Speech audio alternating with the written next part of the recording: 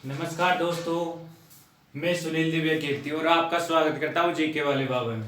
चलो दोस्तों, हम पढ़ रहे थे मूल अधिकार और मूल अधिकार में हमने पढ़ लिया था क्या दोस्तों? समानता का अधिकार। समानता का अधिकार पढ़ लिया था और आज हम पढ़ेंगे क्या दोस्तों? स्वतंत्रता का अधिकार पढ़ेंगे। स्वतंत्रता का अधिकार पढ़ेंगे। उससे पहले दोस्तों हम समानता का अधिकार का रिवीजन कर ले। मुश्किल से 1 मिनट 2 मिनट लगेंगे। सबसे पहले समानता का अधिकार अनुच्छेद 14 से होता है। 14 में दो प्रकार की विधि दो प्रकार की विधि को परिभाषित किया गया है। कौन कौन सी विधि दोस्तों? दो प्रकार की विधि है, जिसमें एक तो है विधि के समक्ष समानता, दूसरा विधि के समान संरक्षण की बात करता है। ये बात कौन करता है? अनुच्छेद 14 करता है दोस्तों। अब आ जाओ दोस्तों अनुच्छेद 15। अनुच्छेद 15 में दोस्तों सामाजिक समानता की बात करता है। क्या बात करता है दोस्तों? सामाजिक समानता की बात करता है।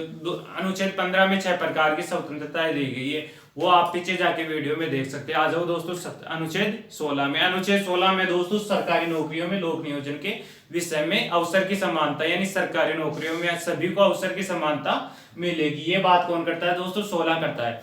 अब आ जाओ दोस्तों 17 में क्या किया गया दोस्तों? 17 में किया गया दोस्तों अस्पृश्यता का अंत किया गया। 17 में आ जाओ 18 में उपाधियों का अंत किया गया। ये 18 तक हमने अनुच्छेद पढ़ लिए थे, शायद पीछे के 2 वीडियो में ये बात पढ़ी थी, बहुत डिटेल से पढ़ी थी, अच्छे से पढ़ी थी। जो भी भाई ये सभी समानता का अधिकार नहीं पढ़े, आप पीछे जाकर इनके अनुच्छेद पढ़ सकते हो। आ जाओ दोस्तों, अब पढ़ते हैं आप स्वतंत्रता का अधिकार पढ़ते हैं। स्वतंत्रता का अधिकार दोस्तों 19 से लेकर 22 तक है। 1 मिनट दोस्तों, मार्कर के अंदर शेड डाल लेता हूं।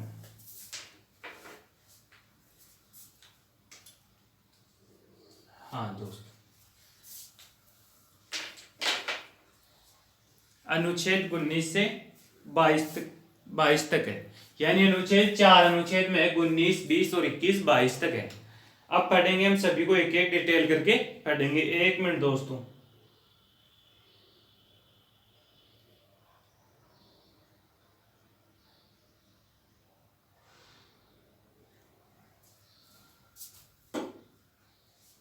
अनुच्छेद 19 में क्या है दोस्तों? अनुच्छेद 19 में आपको स्वतंत्रताएं दे रखी है।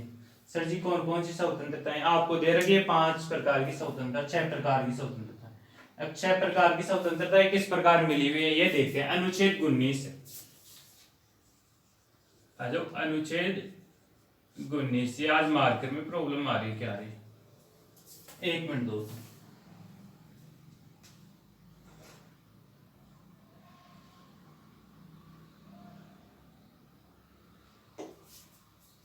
आ जाओ दोस्तों, अनुच्छेद 19 में क्या है दोस्तों? 6 प्रकार की स्वतंत्रताएं। अब देखते हैं किस प्रकार से हमको 6 प्रकार की स्वतंत्रता मिली हुई है। 19 एक के 6 भाग है दोस्तों। 19 1 है, 2 है, 3 है, 4 है, 5 है, ये 6 ये तो अलग से है, जबकि 19 1 है ना, उसके भी 6 भाग है। अब हम सभी को पढ़ेंगे किस प्रकार से। 19 1 के अब 6 भाग है, इसको ABCD ऐसे भाग बटा हुआ है। अब ए में क्या बताया गया दोस्तों? इसमें बताया गया कि आपको विचार और अभिव्यक्ति की स्वतंत्रता है। ये लो आपकी विचार की और अभिव्यक्ति, विचार और अभिव्यक्ति की स्वतंत्रता की बात करता है। ये लो, ये बात कौन करता है दोस्तों? 19 1 करता है। सर जी किस प्रकार से विचार और अभिव्यक्ति की सब, यानी आप अपने विचार किसी भी तरह से अभिव्यक्त कर सकते हो। जैसे आप बोल कर सकते हो, भाषण देकर कर सकते हो, लिखकर भी आप अपने विचार प्रकट कर सकते हो, या फिर आप चुप रहकर भी अपने विचार प्रकट कर सकते हो। सर जी चुप रहकर भी? हाँ, आप किसी से उदास हो तो अपने विचार चुप रहकर प्रकट कर सकते हो कि हाँ बोले ये आज उदास है इसलिए चुप है। आप लिखकर, बोलकर, भाषण देकर, किसी भी तरीके से, इशारों से भी आप अपने विचार प्रकट कर सकते हो। वो तो आप करते होंगे कभी कभी। तो ये सभी तरीके से आप जो भी चाहे आपकी मन मर्जी हो ना, उसी तरीके से आप अपने विचार क्या कर सकते हो दोस्तों? प्रकट कर सकते हो। ये बात कौन करता है दोस्तों? 19 ए है। इसमें आपको विचार और अभिव्यक्ति की स्वतंत्रता है, यानी किसी भी माध्यम से अपने विचार प्रकट कर सकते हो। अब आ जाओ दोस्तों 19 एक का बी। अब बी क्या करता है दोस्तों? ये करता है आपको शांतिपूर्वक, क्या दोस्तों? शांतिपूर्वक। ये लो शांतिपूर्वक सभा या सम्मेलन करने का अधिकार। ये लो सभा और सम्मेलन,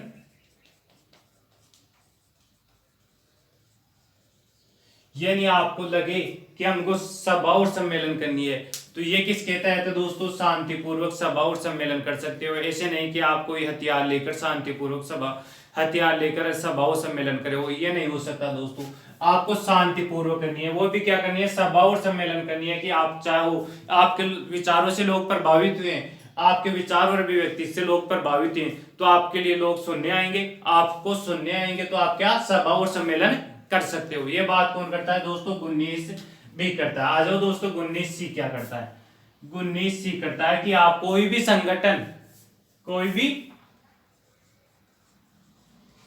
संघ या संगठन बना सकते हो,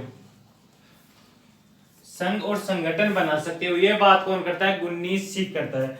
आप किसी भी प्रकार से संघ, सर जी संघ और संगठन क्या होता है, जैसे मैं आपको बताऊं कि संघ ये यादव समाज है, जाट समाज है, वीर सेना है, तेजा सेना है, करनी सेना है, ये क्या दोस्तों संघ और संगठन ही, ये संगठन ही बने हुए हैं। किसी भी समाज के उत्थान के लिए आप बना सकते हो। किसी विशेष समाज के लिए बोले यादव समाज बना दिया, बोले यादव समाज के उत्थान के लिए, उसकी प्रोग्रेस के लिए, उसकी रूढ़िवादियों को समाप्त करने के लिए, किसी भी समाज को नष्ट करने के लिए आप ऐसा कोई भी संगठन नहीं बना सकते हो, किसी भी प्रकार का संगठन नहीं बना सकते हो। ऐसे तो आप आतंकवादी कोई संगठन बना लो ना दोस्तों, ये नहीं हो सकता। आपके अधिकार तब तक ही आपके अधिकार है जब तक ये किसी को दूसरे को नुकसान नहीं पहुंचाते हो। अगर किसी को नुकसान पहुंचाते हो आपके अधिकार, तो वो आपके अधिकार नहीं रहेंगे, आपसे छीन लिए जाएंगे, समाप्त कर दिए जाएंगे। ये बात कौन करता है, 19 करता है। आ जाओ दोस्तों, 19C के बाद में 19D क्या करता है। डी, आपको भारत में कहीं भी घूमने की स्वतंत्रता है। भारत के क्षेत्र में कहीं भी घूमने फिरने की स्वतंत्रता, ये बात कौन करता है दोस्तों, 19D करता है। अगर आप राजस्थान के निवासी हैं तो आप हरियाणा जा सकते हैं, पंजाब जा सकते हैं, ऊपर जम्मू कश्मीर तक जा सकते हैं, नीचे केरल कर्नाटक तक जा सकते हैं। आपको भारत में स्वतंत्रता है आप घूमने के लिए, आपको कोई नहीं रोक सकता घूमने फिरने के लिए, आप स्वतंत्र है। आ जाओ दोस्तों, 19D के बाद में 19E क्या बात करता है, आप ये बात करता है आपको रहने की स्वतंत्रता। भारत में कहीं पर भी आप रह सकते हो, यानी निवास करने की स्वतंत्रता है। आप जाओ, मान लो आप घूमने फिरने के नियम के तहत आप कहीं भी भारत में गए, आप राजस्थान से गए, हिमालय की तरफ गए, अगर आपको हिमालय पसंद आ गया, आप वहां रहने चाहते हो, तो आप वहां पर रह सकते हो। ये रहने का अधिकार कौन किसके तहत है दोस्तों, 19E के तहत आपको रहने निवास करने का अधिकार है। अब आ जाओ दोस्तों, 19F में क्या था दोस्तों, संपत्ति का अधिकार था। ये लो, संपत्ति का अधिकार, इसको समाप्त कर दिया गया। इसको समाप्त क्यों किया वो मैं बाद में बताऊंगा। ई के बाद में अब आ जाओ दोस्तों, एफ के बाद में जी आ जाओ। अब जी में क्या दोस्तों, जी में है आपकी कहीं भी व्यापार और वाणिज्य करने की स्वतंत्रता। व्यापार और वाणिज्य करने की स्वतंत्रता, ये बात कौन करता है दोस्तों, 19D करता है कि आपको भारत में कहीं पर भी व्यापार व वाणिज्य करने की स्वतंत्रता है। अब देखते हैं दोस्तों किस प्रकार से आपको स्वतंत्रता देगी है व्यापार व वाणिज्य करने की। ये तो दोस्तों हमारे अधिकार थे, मोटे मोटे ये तो अधिकार हो गए 19A के 6 भागों में। इसको तो समाप्त कर दो, इसको तो समाप्त कर दो, ये तो समाप्त हो गया। ये बच गए जो आपके वर्तमान में अधिकार है। अब देखो दोस्तों, 19(1) है ना, 19(2) भी है। क्या दोस्तों, 19(2) भी है, 19(3) भी है, 4 भी है, नीचे 5 6 तक है। 19(1) मैंने आपको पढ़ा दिया। अब 19(2) क्या दोस्तों, इसके ऊपर जो भी प्रतिबंध लगे हुए हैं ना, क्या विचार और अभिव्यक्ति के ऊपर, कि आप किन किन स्थितियों में आप विचार नहीं प्रकट कर सकते हो, अभिव्यक्त नहीं कर सकते हो। ये क्या दोस्तों 19(2) में है। 19(3) में क्या दोस्तों, इस पर प्रतिबंध लगे हुए हैं, शांतिपूर्वक सभा व सम्मेलन करने के जो भी प्रतिबंध है, आप कौन सी स्थितियों में शांतिपूर्वक सभा व सम्मेलन नहीं कर सकते हो। ये बात कौन करता है दोस्तों, ये 19(3) करता है। 19(4) में इसके ऊपर प्रतिबंध लगे हुए हैं, 19(5) में इसके ऊपर, 19(5) में फिर इसके ऊपर, और ये समाप्त हो गया 19(6) के ऊपर, इस पर प्रतिबंध लगे हुए। ये बात है दोस्तों 19(6) तक। अब देखते हैं दोस्तों किस प्रकार से प्रतिबंध लगे हुए हैं 19(1) में। अब 19(2) में दोस्तों 8 प्रकार से प्रतिबंध लगे हुए हैं। कितने प्रकार से दोस्तों, 8 प्रकार से प्रतिबंध लगे हुए हैं। अब जैसे आप विचार और अभिव्यक्ति की स्वतंत्रता है, इसमें 8 आधार बताएंगे कि भाई 8 आधार के 8 प्रकार से आप विचार और अभिव्यक्त नहीं कर सकते। सर जी किस प्रकार से नहीं कर सकते? मान लो आपने किसी न्यायालय की अवमानना कर दी, न्यायालय का आदेश है उसको ठुकरा दिया, न्यायालय ने रोक दिया कि आप ये नहीं बोल सकते, कोई भड़काऊ भाषण नहीं बोल सकते, ऐसे नहीं कर सकते, वैसे नहीं कर सकते। आपने किसी को नुकसान, आपके बोलने का अधिकार तब तक ही आपके बोलने का अधिकार है जब तक किसी को आने नहीं पहुंचाता, नहीं तो आपको एक केस लगता है, मान आने का केस भी लग सकता है।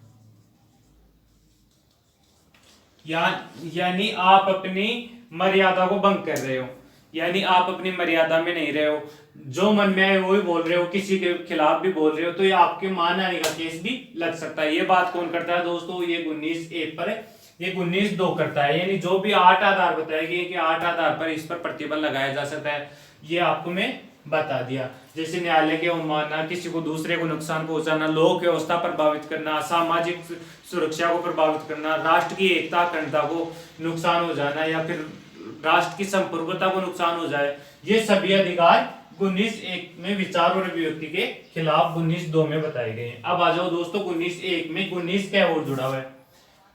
नहीं दोस्तों 19 क्या है? अब इसमें आपको मैं एक बात बता दूं कि जो आपको प्रेस की स्वतंत्रता है, यानी प्रेस वाले कहीं, मीडिया वाले कहीं भी मन मर्जी जाके क्वेश्चन, किसी से भी क्वेश्चन पूछ लेते हैं, नेताओं की क्लास ले लेते हैं, वो किस तरह है दोस्तों? ये विचार और अभिव्यक्ति की स्वतंत्रता के अंतर्गत ही आता है। वो किसके अंतर्गत आता है दोस्तों? वो भी विचार और अभिव्यक्ति की स्वतंत्रता के अंतर्गत आते हैं। और देखो और क्या आता है इसमें, और जो सूचना का अधिकार है, आप किसी भी सरकारी संस्था से, किसी भी गवर्नमेंट संस्था से आप सूचना प्राप्त कर सकते हो, वो अधिकार किसमें दोस्तों? वो विचार और अभिव्यक्ति के अंतर्गत ही आता है। अब आ जाओ दोस्तों 19 और क्या आता है 19(1) में, जो आपको अपने घरों के ऊपर जो ध्वज पहनाते हो ना, ध्वज पहनाने का अधिकार भी इसी के अंतर्गत आता है। क्या आता है दोस्तों? ध्वज पहनाने का अधिकार भी 19(a) में आता है। और क्या दोस्तों? चुप रहने का अधिकार भी है। आप चुप रहकर भी अपने विचार प्रकट कर सकते हो, बोलकर भी कर सकते हो, किसी भी तरीके से आप जो अपने विचार प्रकट करते हो ना, वो भी इसी के अंतर्गत है। दोबारा देखो दोस्तों, विचार और अभिव्यक्ति के अंतर्गत आप अपने एक तो किसी भी प्रकार से भी अपने विचार प्रकट कर सकते हो। दूसरा इसमें आप ध्वजा फहराते हो अपने देश के, अपने देश का जो आप घरों पर झंडा लहराते हो, वो भी अधिकार इसी में। प्रेस की स्वतंत्रता इसी में, सूचना का अधिकार इसी के अंतर्गत है। प्रतिबंध 19(2) में लगाए गए। इसके ऊपर प्रतिबंध किस में लगाए गए? 19(2) में। इसमें आ जाओ दोस्तों, शांतिपूर्वक सभा और सम्मेलन करने का अधिकार। आप शांतिपूर्वक सभा सम्मेलन कर सकते हो, ऐसे नहीं कि आप सभा सम्मेलन में ऐसे शांति कर रहे हो, आपके पास हथियार हैं, आप हवाई फायर करने लग रहे हो वहां पे, ये नहीं हो सकता दोस्तों। शांतिपूर्वक सभा और सम्मेलन करने का अधिकार है, ऐसे शांति नहीं फैला सकते हो आप। ऐसे नहीं किसी को लोक व्यवस्था को प्रभावित कर रहे हो, सार्वजनिक यातायात को प्रभावित कर रहे हो, आप में मन में आए जहां पे आप किसी पुलिया के ऊपर जाके बैठ गए कि बोले हम तो यहाँ पे शांतिपूर्वक सभा सम्मेलन कर रहे हैं, ऐसे नहीं हो सकता दोस्तों। आपके अधिकार जब तक ही आपके हैं जब तक किसी दूसरे को नुकसान नहीं पहुंचाते। अब दूसरे को नुकसान पहुंचाते हो, सार्वजनिक यातायात प्रभावित हो रहा है, तो ये आपके अधिकार नहीं रहेंगे। आपको पुलिस वाले खदेड़ भी सकते हैं, ये अधिकार पुलिस वालों को भी है। आप शांतिपूर्वक सभा और सम्मेलन अपनी मर्यादा में रहकर ही कर सकते हो। अब आ जाओ दोस्तों सी में है क्या, 19(c) के अंतर्गत क्या बताया गया है? इसमें संघ और संगठन बनाने का अधिकार। सर जी कैसे बनाते हैं संघ व संगठन अधिकार? हाँ दोस्तों, ये जो शांतिपूर्वक सभा और सम्मेलन है, इस पर प्रतिबंध है 19(3) में। 19(3) में क्या प्रतिबंध है? किसी को आप नुकसान नहीं पहुंचा सकते हो, राष्ट्र की एकता अखंडता को ध्यान रखने होगा, सार्वजनिक व्यवस्था को ध्यान रखने होगा, लोक व्यवस्था में आपको ध्यान रखना होगा, ये सभी को ध्यान रखकर ही आप शांतिपूर्वक सभा सम्मेलन कर सकते हो। अब आ जाओ दोस्तों 19(c) में क्या बात करता है? 19(c) में संघ और संगठन बनाने का अधिकार है। इस पर प्रतिबंध कौन लगाता है दोस्तों? 19(4) लगाता है। 19(4) में इसका प्रतिबंध का उल्लेख है, भाई किस प्रकार से हम प्रतिबंध लगा सकते हैं। आप संघ व संगठन बनाओ। संघ व संगठन किसी समाज को उठाने के लिए होने चाहिए, ऐसे नहीं कि आप संघ व संगठन से किसी समाज का विनाश कर रहे हो। ऐसा संगठन बना लिया कि आज से हमने फिरौती मांगेंगे, ये संगठन बना लिया, संगठन में 50 आदमी जोड़ लिए कि ये सब, या फिर कोई भी आतंकवादी संगठन बना लिया, ऐसा नहीं हो सकता दोस्तों। किसी समाज को बढ़ावा देने के लिए संघ व संगठन बना सकते हो, जबकि किसी दूसरे को नुकसान पहुंचाने के लिए आप संघ व संगठन नहीं बना सकते हो। जैसे वीर सेना है, तेजा सेना है, कन्नी समाज है, यादव समाज है, कन्नी सेना है और जाट समाज है, ये सभी समाज क्या दोस्तों ये बने हुए हैं 19(4) में। अब आ जाओ दोस्तों, भारत में कहीं भी आपको घूमने फिरने का अधिकार है। ये बात कौन करता है दोस्तों? 19D करता है। और इस पर प्रतिबंध लगाता है 19(5) लगाता है। सर जी प्रतिबंध किस प्रकार लगाएगा? आपके अधिकार जब तक ये आपके अधिकार है तब तक किसी दूसरे को नुकसान नहीं पहुंचाते। ये आपको मैं बार बार बोल रहा हूं। अब देखो दोस्तों, आप ऐसे नहीं कि किसी के घर में जाके गुस्सा होगे, बोले हम तो घूमने फिरने के नियम के तहत आए। ऐसे नहीं हो सकता दोस्तों, ये अधिकार आपके नहीं है। आप नहीं जा सकते किसी के घर में। अगर आप किसी दूसरे को परेशान करोगे तो उसको भी अधिकार है आपके ऊपर FIR करने का, आपके ऊपर केस दर्ज करने का उसको भी अधिकार है। अब देखते हो दोस्तों, ऐसे तो आप किसी के बेडरूम में जाके गुस्सा होगे, बोले मैं तो घूमने फिरने वाले नियम के तहत आया हूँ। ऐसे नहीं हो सकता दोस्तों, वो घूमने फिरने वाला नियम आपको वो नहीं मिलता। आप कहीं भी सार्वजनिक स्थान पर कहीं पर भी आप भारत के अंदर कहीं पर भी घूम सकते हो, ये आपको अधिकार है। जैसे आप राजस्थान के निवासी हो, पंजाब हरियाणा उत्तर प्रदेश कहीं भी जा सकते हो, आपको ये स्वतंत्रता है। पर किसी को नुकसान नहीं होना चाहिए, नुकसान को ध्यान रखना होगा। सबसे मेन बात इसमें यही है, आपके अधिकार तब तक अधिकार है जब तक वो किसी को नुकसान नहीं पहुंचाते। अब आ जाओ दोस्तों, 19E में क्या करता है? आपको भारत में कहीं भी रहने की स्वतंत्रता, बोले तो निवास करने की स्वतंत्रता। ये बात कौन करता है दोस्तों? ये बात करता है दोस्तों 19E करता है। इस पर प्रतिबंध क्या है दोस्तों? 19(5) में ही इस पर प्रतिबंध, 5 में इस पर प्रतिबंध है और 19(5) में ही इस पर प्रतिबंध है। अब देखते हैं किस प्रकार प्रतिबंध लगे हुए। यानी आप कहीं पर भी रह सकते हो, ऐसे नहीं कि रहने का अधिकार है तो आप रोड पे जाके रहने लग जाओगे। कहीं पर निवास करने का अधिकार है तो आपको मनपसंद, ऐसे नहीं सार्वजनिक स्थान पर आप रहने लग जाओगे, किसी को व्यवस्था को खराब कर दे। जैसे पिछड़ी जातियां हैं, अनुसूचित जाति, जनजाति और जनजातियां हैं, ये क्या है, इनका समाज अलग होता है। आप उनके समाज में जाके रहने लग जाओगे तो क्या उनकी व्यवस्था बिगड़ जाएगी। वो पिछड़ी हुई जाती हैं तो उनके उत्थान के लिए कुछ विशेष प्रावधान किए गए हैं, तो आप वहां पे जाके नहीं रह सकते। आपको ध्यान रखना होगा कि आप, हाँ आपको स्वतंत्रता, आप राजस्थान के निवासी है, आप घूमने फिरने के नियम के तहत हिमालय गए, आपको हिमालय पसंद आ गया, आप वहां पे निवास करते हैं, आपको निवास करने का अधिकार है। वो अधिकार किसमें दिया गया है? पर किसी को नुकसान नहीं होना चाहिए। आप हिमालय को ही नुकसान पहुंचा रहे हो, वो तो क्या दोस्तों, वो भौतिक संसाधन, आप उसको भी नुकसान नहीं पहुंचा सकते हो। अब आ जाओ दोस्तों 19F में क्या दोस्तों? संपत्ति का अधिकार था, आपको अपनी संपत्ति का अधिकार था, तो इसको समाप्त कर दिया दोस्तों। समाप्त क्यों कर दिया? इसमें प्रॉब्लम आ रही थी कि मान लो कोई भी रोड निकाल रहे थे, सार्वजनिक कोई भी कार्य हो रहा था, बीच में आपकी संपत्ति आ रही, तो आप नहीं बोलेगे ना ना मेरी संपत्ति है, क्या है मेरी संपत्ति है, मैं तो रोड को नहीं जाने दूंगा। तो क्या फिर रोड ऐसे जाए ऐसे जाए ऐसे जा रही थी, तो इसमें क्या इसको समाप्ति कर दिया, बोले संपत्ति है ना, आपकी संपत्ति है नहीं है, संपत्ति है ही नहीं, आपको संपत्ति का अधिकार है ही नहीं आपको। आपने देखा होगा जो भी आपके पास जमीन के कागज है ना, उस पर लिखा हुआ है कि जमीन अधिकृत, भूमि अधिकृत तहसीलदार, यानी वो भूमि किसकी होती है दोस्तों? वो तहसीलदार की होती है। तहसीलदार की भी तब तक की होती है जब वो तहसीलदार वहां पे ड्यूटी करता है, ऐसे नहीं कि वो परमानेंट उसकी होती है, यानी वो गवर्नमेंट की जमीन होती है। अगर ऐसे मान लो कि आपकी संपत्ति में कोई पेट्रोल निकल जाए, सोना निकल जाए, कोई खजाना निकल जाए, ऐसे बोल दे कि नहीं मैं तो नहीं दूंगा, ये तो मेरी संपत्ति है, ना दोस्तों ना, वो संपत्ति अपनी नहीं है, वो किसकी है दोस्तों? वो सरकार की है। अपनी तो तब तक ही अपनी है जब उसमें अनाज लगता हो, अगर अनाज के अलावा कुछ भी पेट्रोल डीजल कुछ भी हो जाए ना, तो वो किसकी हो जाएगी? वो दोस्तों वो सरकार की हो जाएगी। अब आ जाओ दोस्तों अनुच्छेद G में, इसलिए उसको समाप्त करना पड़ा दोस्तों, ये संपत्ति का अधिकार भी आपसे छीन लिया गया। अब आ जाओ दोस्तों व्यापार और व्यवसाय करने की स्वतंत्रता। अब इस पर प्रतिबंध है 19(6) में, आपको भारत में कहीं पर भी व्यापार और व्यवसाय कर सकते हो, कोई प्रॉब्लम नहीं है, नो प्रॉब्लम। पर प्रॉब्लम 19(6) में बताई गई। सर जी 19(6) में क्या प्रॉब्लम है? 19(6) में बताया गया, क्या बताया गया दोस्तों? कि आपको पहली बात तो है कि व्यापार और वाणिज्य करने के लिए आपको तकनीकी नॉलेज होना चाहिए, बोले तकनीकी ज्ञान होना चाहिए। सर जी तकनीकी ज्ञान किस प्रकार से? ऐसे नहीं आप में डॉक्टर बनने की योग्यता है तो ही डॉक्टर बन सकते हो, ऐसे नहीं कि आपकी मन मर्जी आई, आप उठे सुबह उठते बोले कि आज तो डॉक्टर बनेंगे, इससे नहीं हो सकता दोस्तों। आप डॉक्टर नहीं बन सकते, आपके पास डिग्री होनी चाहिए, नॉलेज होना चाहिए। ऐसे तो आप किसी दूसरे को नुकसान पहुंचा दे हो, आपके किसी को मांग रहा हो पैरासीटामोल रहा, आप उसको दे रहे हो नमूनिया की दवाई, ऐसे नहीं हो सकता दोस्तों। क्या आपके अंदर तकनीकी नॉलेज होना चाहिए। दूसरी, व्यापार में वाणिज्य और क्या प्रतिबंध है, और सरकार के जो भी प्रतिबंध लगाए गए हैं, जैसे आप किसी की तस्करी नहीं कर सकते हो, किसी को दूसरे को नुकसान, जैसे अफीम गांजा है उसकी तस्करी पर रोक लगाई गई है, सोने की तस्करी नहीं कर सकते हो। ये क्या प्रतिबंध है दोस्तों, 19(6) में प्रतिबंध है। ये दोस्तों उम्मीद करता हूं आपको अच्छे से समझ में आया होगा। 19 अब पढ़ेंगे दोस्तों 20, अनुच्छेद कौन सा, 20 पढ़ेंगे। चलो दोस्तों वापस रिपीट करो, विचार और अभिव्यक्ति की स्वतंत्रता 19(1) में है। 19(2) में शांतिपूर्वक सभा व सम्मेलन करने की स्वतंत्रता। आ जाओ 19(C) के अंतर्गत कोई भी संघ व संगठन बना सकते हो आप। 19(D) में भारत में कहीं पर भी घूमने फिरने के अधिकार है आपको।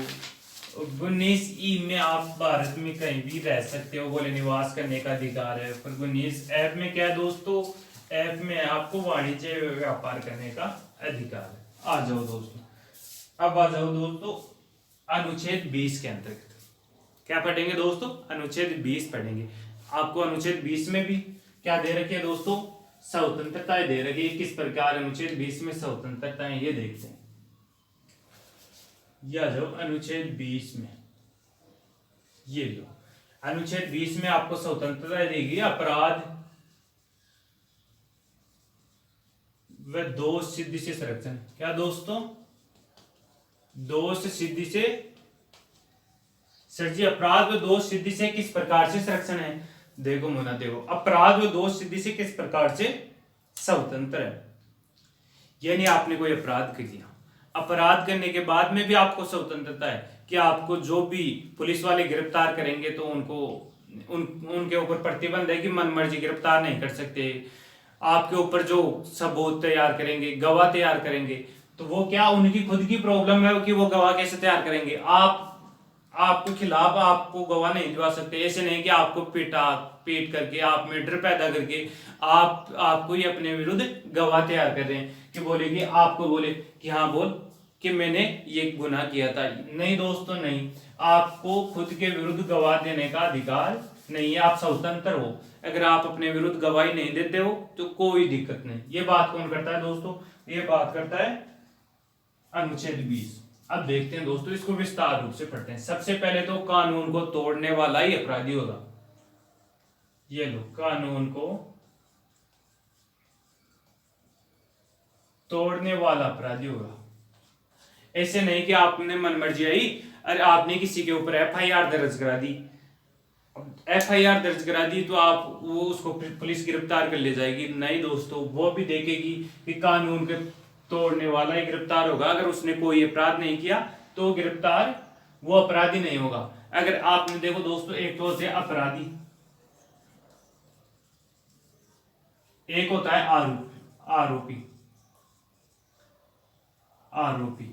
इनमें दोनों में क्या अंतर है दोस्तों, अपराधी और आरोपी। आप आरोप लगाते हो किसी के ऊपर कि इसने ये कर दिया, यानी जिसके ऊपर FIR दर्ज होती है वो तो क्या है दोस्तों, आरोपी है।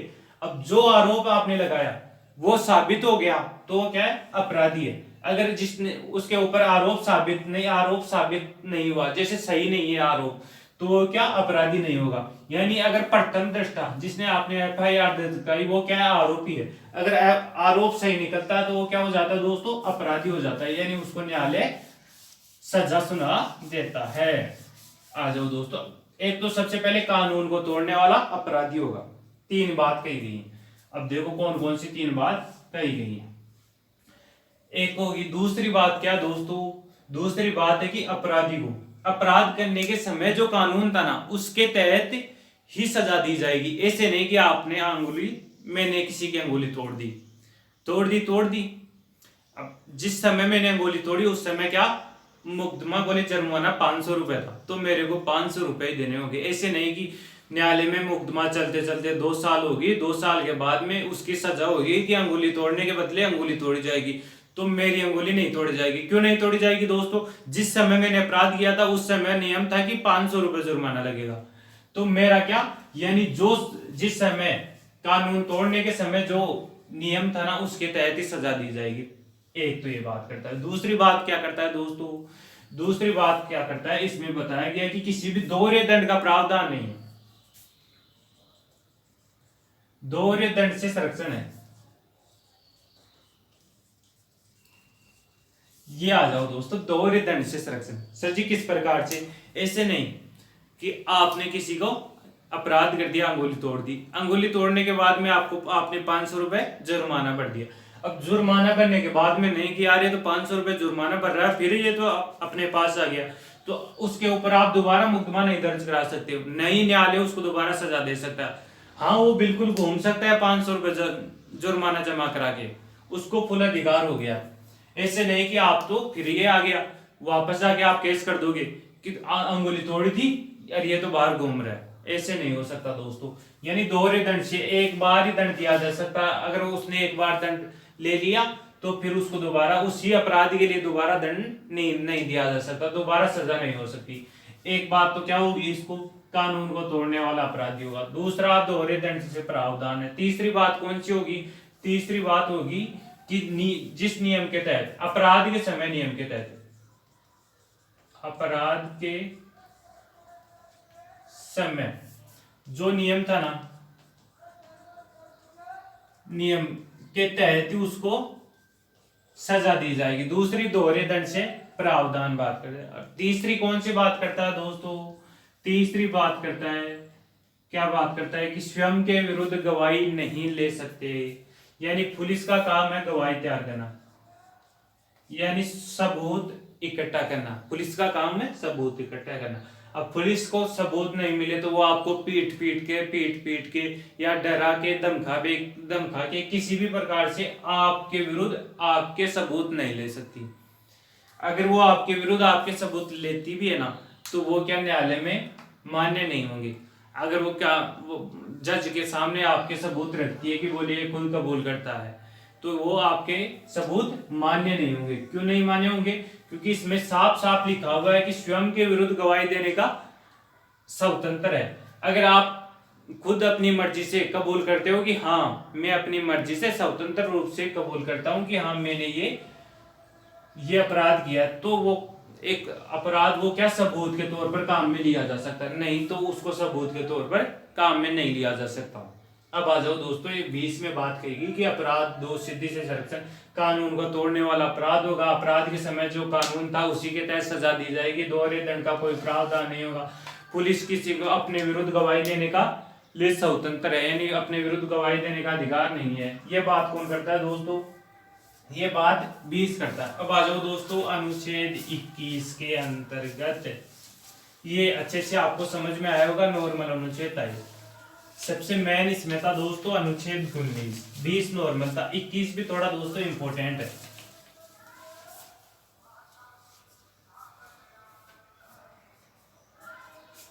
ये आ जाओ 21 में। 21 में क्या दोस्तों? प्राण व दैहिक स्वतंत्रता।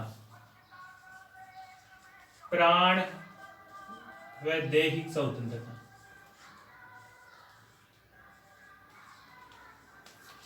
ये देख लो। ये बात कौन करता है दोस्तों? प्राण व दैहिक की स्वतंत्रता अनुच्छेद 21 करता है। सर जी प्राण व दैहिक की स्वतंत्रता किस प्रकार से? यानी आपको जीवन जीने का अधिकार है। किस प्रकार से? आपको इसमें दोस्तों एक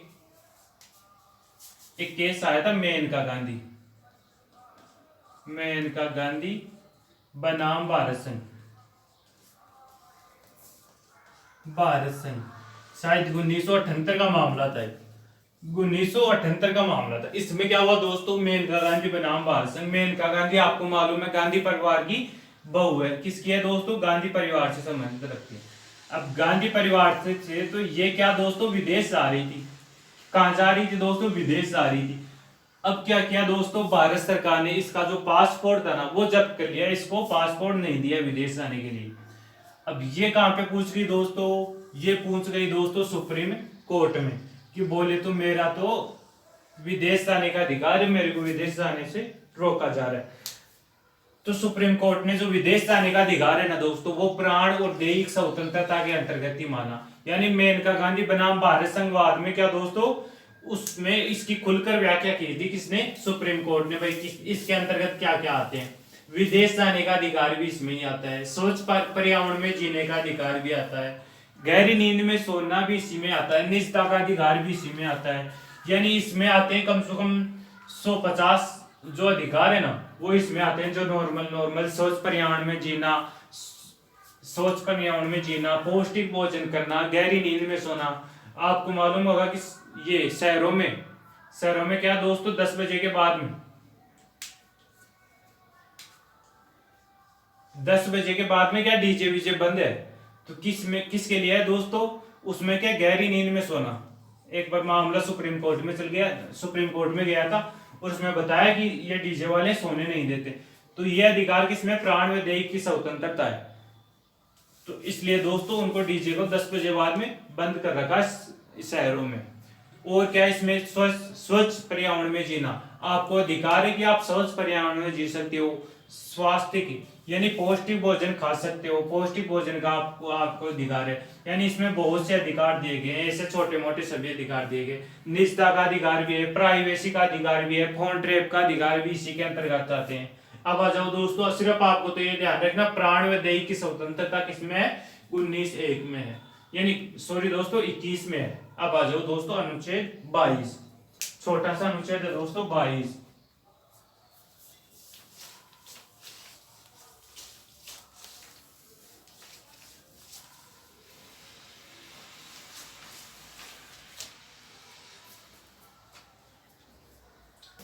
अनुच्छेद 22 ये लो दोस्तों।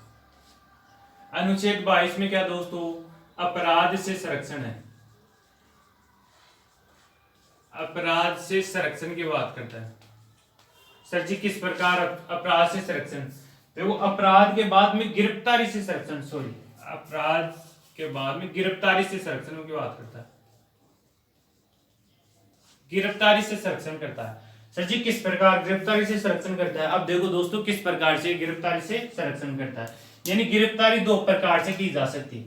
सर जी 2 प्रकार से, किस प्रकार की जाए, 2 प्रकार से की जाए। एक तो अपराध करने से पहले गिरफ्तार करना, एक तो गिरफ्तार करना अपराध से पहले, अपराध से पहले, एक अपराध के बाद में किसी को गिरफ्तार करना। सर जी अपराध करने से पहले किस मालूम कैसे चलेगी ये अपराध करेगा, देखो दोस्तों अपराध करने से पहले जो निवारक निरोध आता है ना, निवारक निरोध के तहत जो गिरफ्तार किया जाता है वो किस में किया जाता है दोस्तों, वो अपराध करने से पहले। जैसे कोई आतंकवादी संगठन है, यहाँ पे सिक्कर में कोई आतंकवादी संगठन है और वो रूपरेखा तैयार कर रहे हैं कि बोले कल सुबह यहाँ पे थोड़ा बम डालना है, एक यहाँ पे डालना है, इतने इतने लोगों को मारना है, इस प्रकार से लेके जा रहा है। अब वो भारत सरकार की IT इंटेलिजेंस ब्यूरो है, अब उसको मालूम चल गया कि भाई कोई भी आतंकवादी संगठन अपनी रूपरेखा बना रहा है। अब उसको क्या, उसको पहले दिन ही जाके यानी उसको गिरफ्तार कर लेंगे, क्या अपराध करने से पहले ही उसको गिरफ्तार कर लेंगे। किसके लिए करेंगे, अपराध रोकने के लिए, अपराध रोकने के लिए, अपराध को रोकने के लिए उसको गिरफ्तार कर लेंगे। किसके तहत, इसमें आता है, यानी अपराध से पहले उसको गिरफ्तार करना, अपराध रोकने के लिए करना। इसमें दोस्तों निवारक निरोध आता है, निवारक निरोध के तहत ये सब काम होते हैं। निवारक निरोध बोले तो अपराध को रोकना निरोध,